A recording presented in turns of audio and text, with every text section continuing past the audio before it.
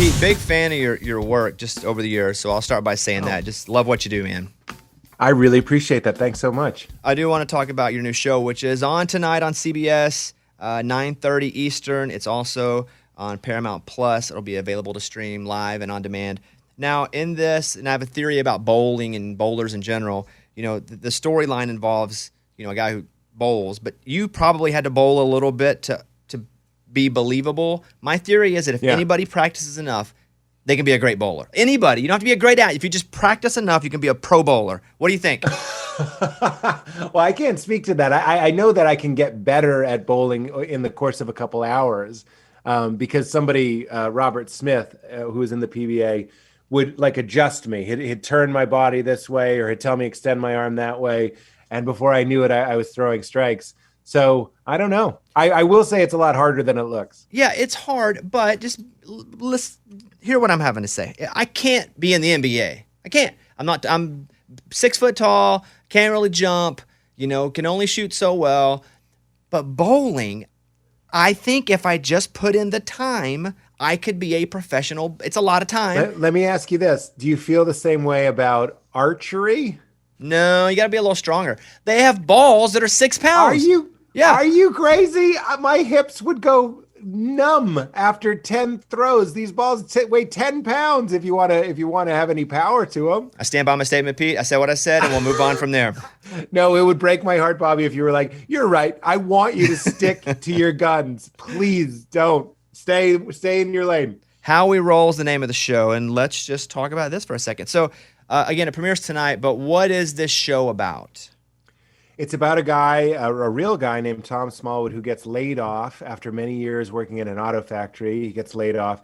And like so many of us coming out of quarantine, I noticed people were wondering, how would I change my life if I could?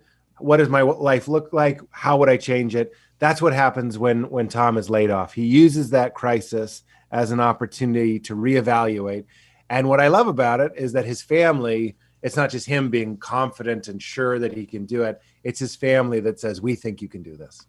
So this story based off this family guy who, goes through some trouble, figures out his new meaning. Do you feel like, and again, I've watched a lot of your work, that you relate in a way? Because when I watched your series on HBO, it felt like that's kind of what you were doing again, kind of finding your calling. Do you feel like there's some parallels here?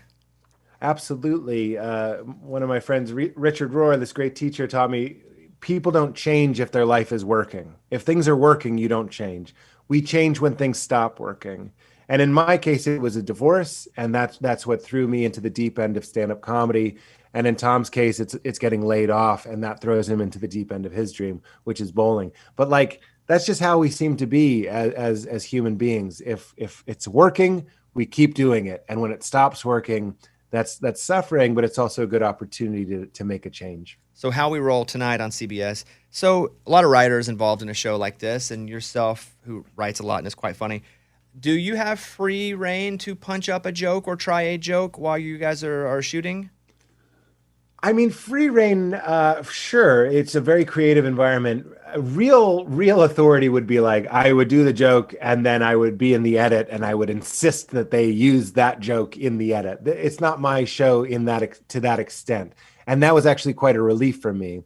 Mark Gross, the creator of the show, who's also a wonderful stand-up, I trusted him and I knew I could give him as many options. But if I was doing a scene and I knew we had, we got it the first take or the second take, the joke as written, I always like to improvise and change it up, if only to make the audience laugh or to make my co-stars laugh. And there's just a certain freshness when you're playing.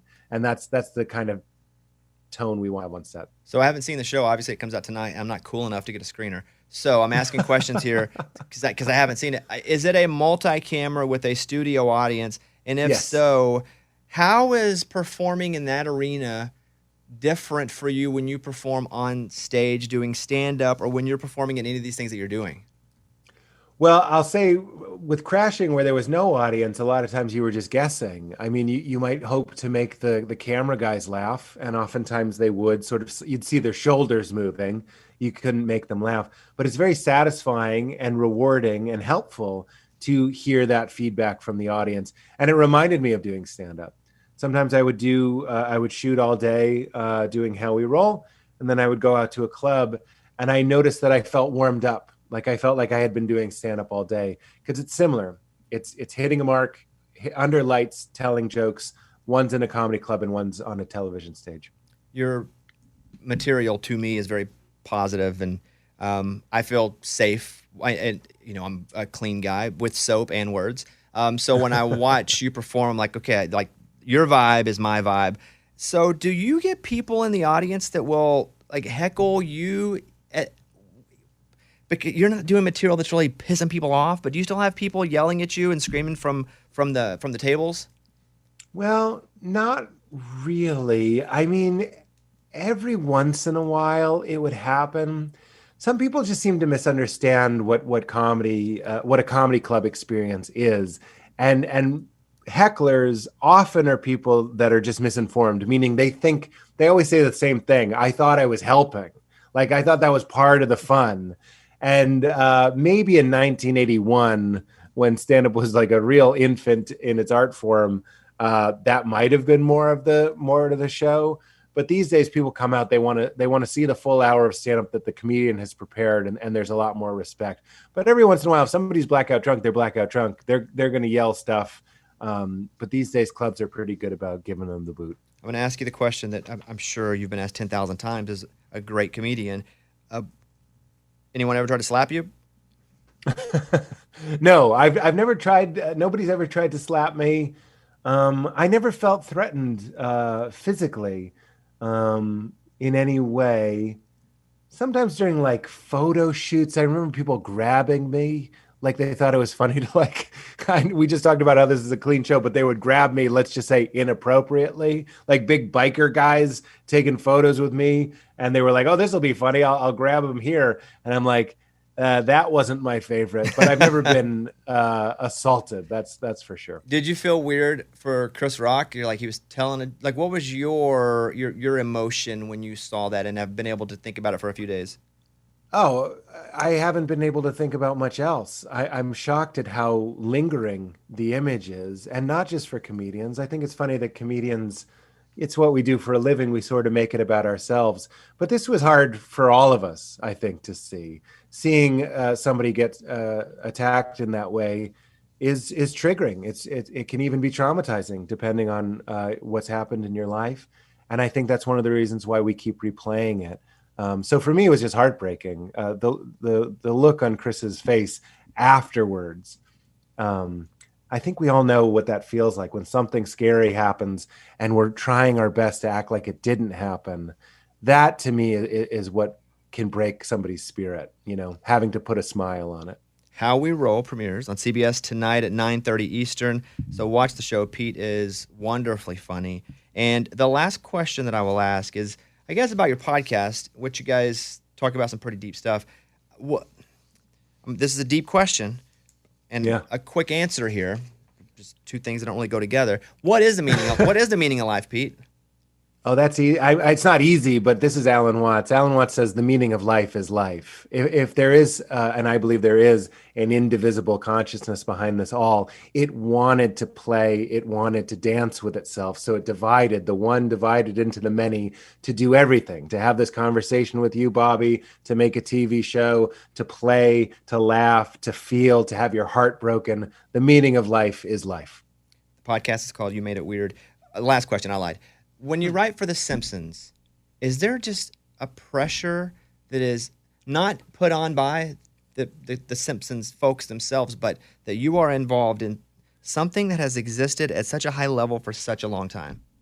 Well, not only that, but shaped into my sense of humor so fundamentally, and everybody that I know, it shaped our sense of humor fundamentally. But the surprising answer, as you're asking, is it was sort of the opposite of pressure. Is I knew whatever I wrote, they would understand it, they would get it, and they would make it better. And when I watched those episodes that I wrote, by the time they aired them, wonderful writers like Al Jean and The Room had punched it up, added more and more and more and more to it. It's probably every fifth, sixth joke would have been mine, and the others were these brilliant seasoned writers. So it really was a team effort. You can follow him at Pete Holmes and then watch tonight How We Roll. Hey, Pete, real treat talking to you. Thank you for the time and hope you have a great day. Thanks for having me, Bobby. I appreciate it. See you, buddy. Bye-bye.